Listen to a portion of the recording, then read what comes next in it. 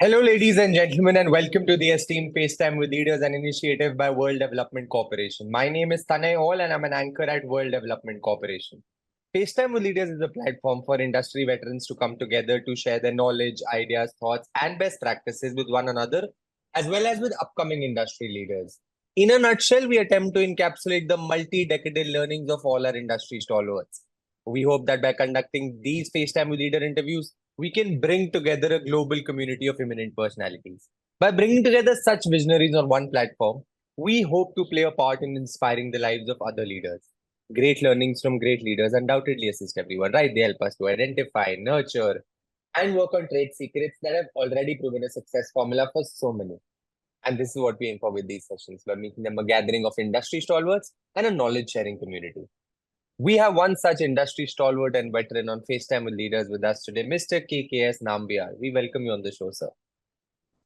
Well, thank you, Rohit, isn't it? Tanay. Tanay.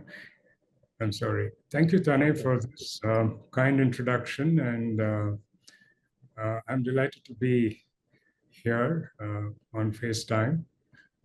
Please do call me Setu because, my generation of South Indians have these long names. Yes, sir. And I think it'll be much easier for you to use the name that most people call me by, which is Setu. Yes. Sure, sir.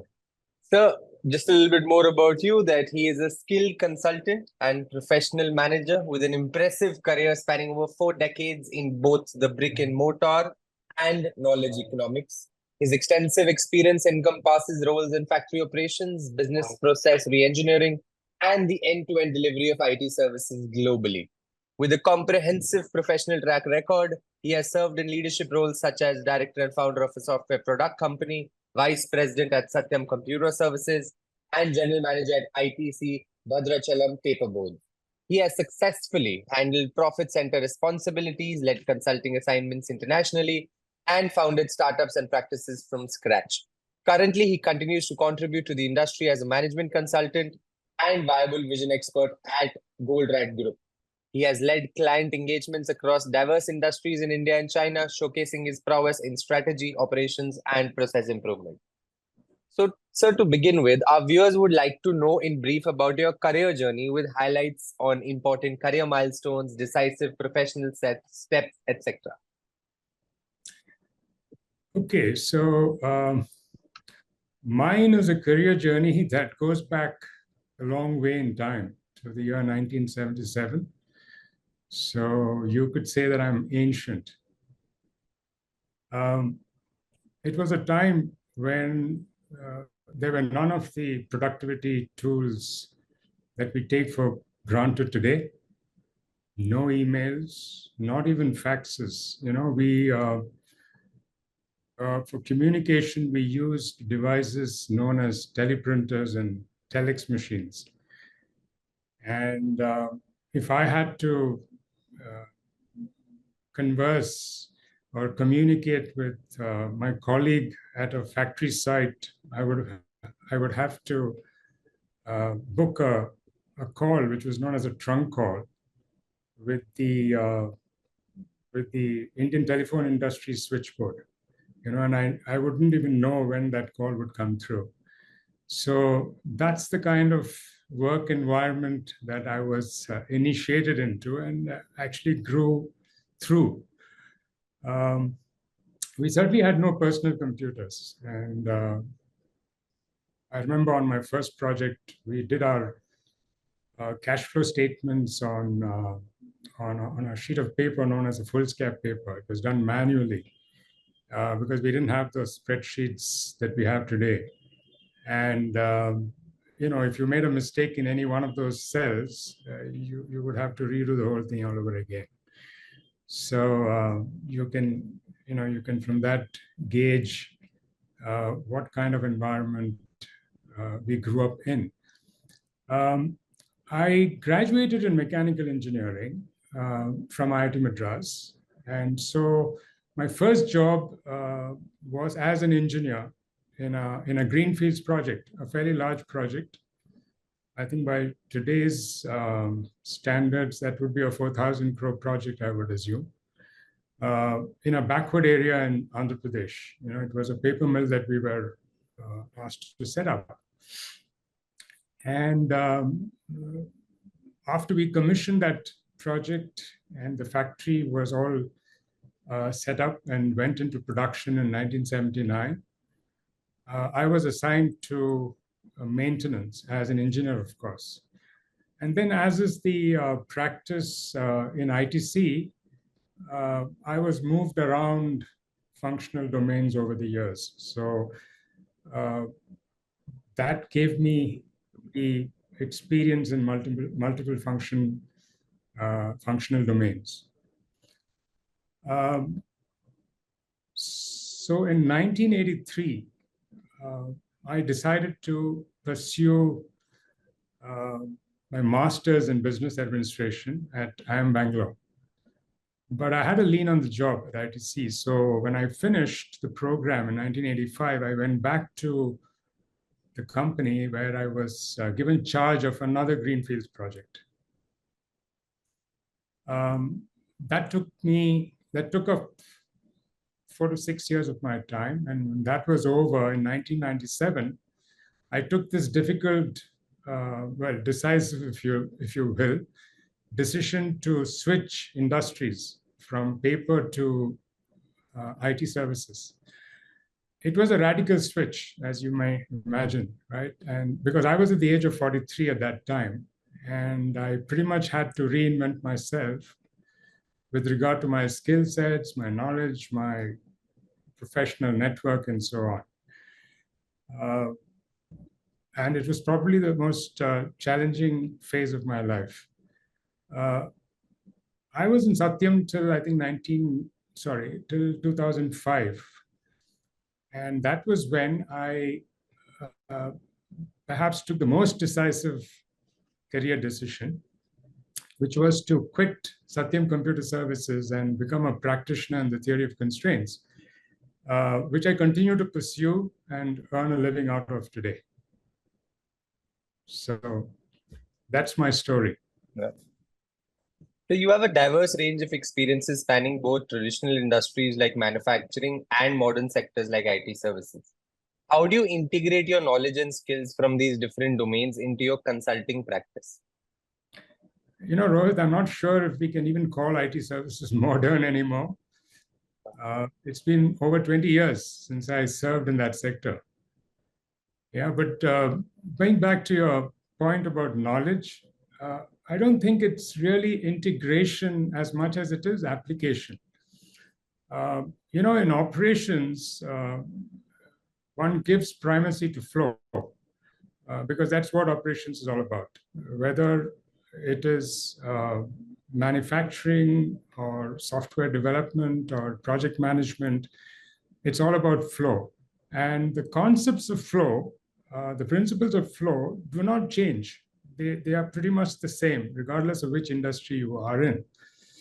For example, in 1996, Acer, which is a computer company, actually used the best or adopted the best practices of McDonald's, which was a food chain company completely and far removed from computers.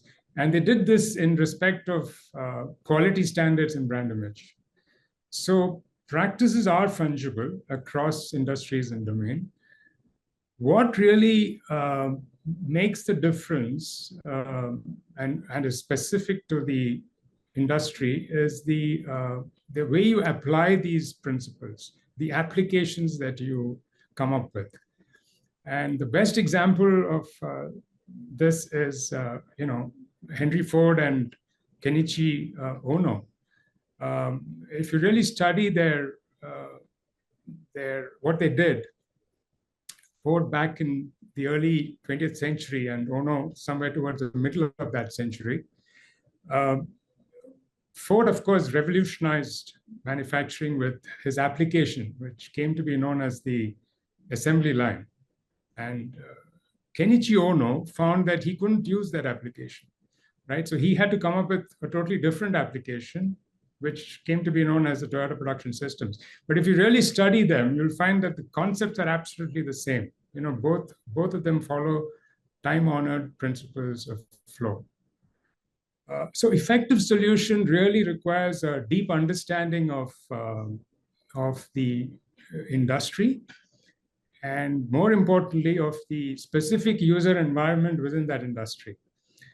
And consulting as a field provides you the opportunity to add these domains and environments to your repertoire.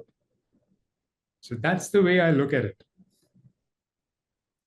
The entrepreneurship seems to be a significant part of your career, from founding startups to leading new initiatives within organizations.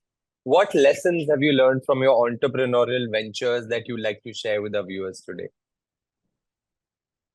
So you are referring to my 6-year stint with a company called RT Medibus, which was a health ecosystem software company that I co-founded in 2009. And I did that because I was requested to do it by a very good doctor friend of mine. So I actually took a break from my practice as a TOC practitioner. But this was a very interesting experience because, and there are two lessons really. You spoke of lessons. There are two lessons that I took away from this experience. The first was that we, in creating this company, we failed to reckon with a completely entrenched health ecosystem that basically functioned with the hospital or the doctor, as the case may be, as the center of gravity of the system, and everything else revolved around these entities. While we, on the other hand, built a platform for this ecosystem with the noble idea of having the patient at the center of the system. And we met with a lot of resistance, of course, because stakeholders don't easily give up status quo. And we also realized that when you come up with a solution where several stakeholders are involved, you need to ensure that the solution must offer strong incentives for the stakeholder to give up status quo, and these incentives would typically either be a pot of gold, so to speak, or relief from the alligator, threatening survival. If you don't do that, then you're going to fail. The other lesson that I drew from this experience was that whether you are an established concern or a startup, right, it's very important to ensure that your throughput in financial terms always grows faster than your operating expense. So if you are a startup, and you obviously will be funded as a startup, and it's up to you to apply those funds or use them. This is one condition that is very important for you to fulfill in whatever you do. Yes. So what piqued your interest in corporate governance? Actually, my interest would have both, what I can give and what I hope to take away. Right? Now, my experience in consulting would seem to suggest that in fact, most companies, there is this paucity of breakthrough thinking. Companies are trapped in vicious cycles which are fed on outmoded concepts and methods. And I think there is great opportunity to create value in breaking out of these vicious cycles. I believe I have the proven expertise to do that. The practices, the tools, the techniques, and so on. And in doing so, you would address typical conflicts that the boards of companies face. Conflicts such as, should I increase sales at the cost of margin, or vice versa? Should I focus on growth, or should I focus on stability? Should it be long term? Should it be short term? Those kind of conflicts are there all the time, and I, through my TOC expertise and experience, I believe I have the tools to help out with that. So that's the route through which I believe I can contribute and what I can give. Now, as to what I can take, right? It's more to add to my repertoire. I believe knowledge of domains such as ESG and the regulatory compliances, but more importantly, membership of communities and the networks associated with the role. So what is, as a corporate governance expert, what values do you bring to the table? Yeah, some of it I think I perhaps answered in the previous question, but to be a little more succinct, I would say a diverse experience, unique expertise, which I already spoke about, and a wide professional network that I can bring with me. It's not, it's not so much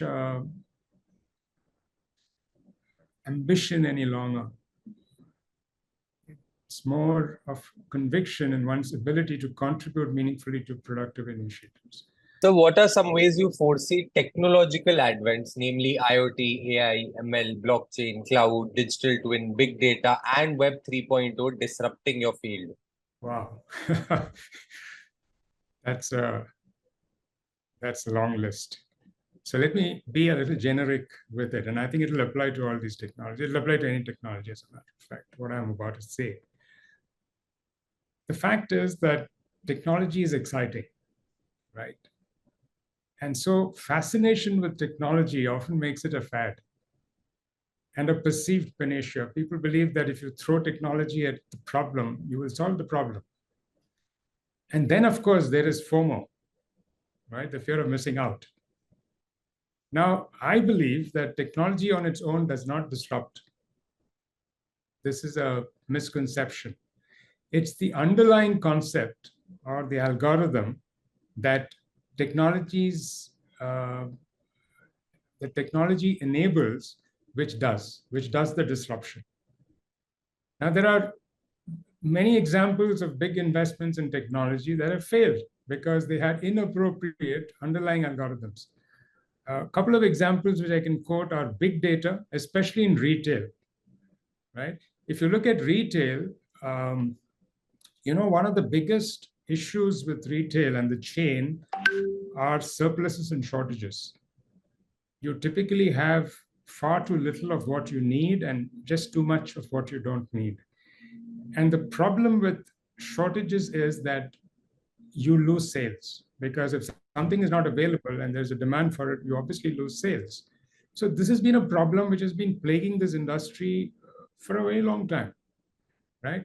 Now, several years ago, I think maybe 30 years ago, a study was done in the US to understand what would be the order of magnitude of the shortages of perhaps the most forecastable category of goods, which is groceries, because these are items which you use every day without fail. Man has to eat, so they are consumed every day. But the study revealed that even on an item like this, right, the shortages were 9%. In other words, if you had 100 items that you wanted to keep in stock in your retail store, 9 of them would not be available at any given point in time. So you lost sales if somebody were to come and want one or more of those 9. Now, a lot of technology and change in respect of technology has happened over the years, and we're very conscious of this. But 20 years later, when they did the same study, they found that the extent of shortages was exactly the same, 9%. So a lot of money has been spent on technology, and I'm not sure if the value that has been derived is commensurate with that expense. Another example is, the APS, the Advanced Production Scheduling System that you have along with ERPs. It's seldom used. There are many other modules of the ERP which are used, but this is seldom used. And the failure is not so much in the technology as it is in the underlying algorithm. Because if that's not appropriate, it's not going to work. Okay, it's therefore essential to fight this play of FOMO and seek to assess every technology that you believe will solve your problem. Actually, there are some fundamental questions that one should always ask about technology. For example, what is its real power? What limitation does it really remove? It's good to have features, but if the features don't remove any serious limitation that you have today, it's not going to really deliver much, right? There are rules that every system adopts. And these are rules which are in place to accommodate these limitations. Now, if you have a technology which removes the limitation, obviously these rules will have to be replaced. So you need to know what the new rules are. So, there are a whole set of such questions as part of technology evaluation, which will tell you whether it can help you disrupt or not. Because you want to take advantage of its capacity to disrupt. That's the way I look at it. So we're building a community here of industry magnates. The move is meant for cross-pollination of knowledge and building a knowledge-sharing community of corporate giants and industry experts. What are your thoughts about this initiative taken by Mr. Zishan Pathan, Mr. Heval Mehta, and the whole World Development Corporation team? Very timely, considering what I've heard about the demand and supply gap of directors, and certainly highly commendable, isn't it? What Zishan, Heval, and the WTC are doing for the cause of the corporate world and the societies it's a part of. I'm sure it takes great commitment and perseverance to build communities. And having built organizations from ground up, I can appreciate how difficult it is to do successfully. I do wish Heval, Zishan, and your entire WDC team every success in your endeavors. And I would love to be a part of it. Great, sir. It was fantastic conversing with you, and I'm confident that your insights will truly inspire future leaders. Thank you so much once again for joining us today, and wish you the best for your future endeavors. Thank you, Tanay. It's been a pleasure. Thank you, sir. Have a great day ahead.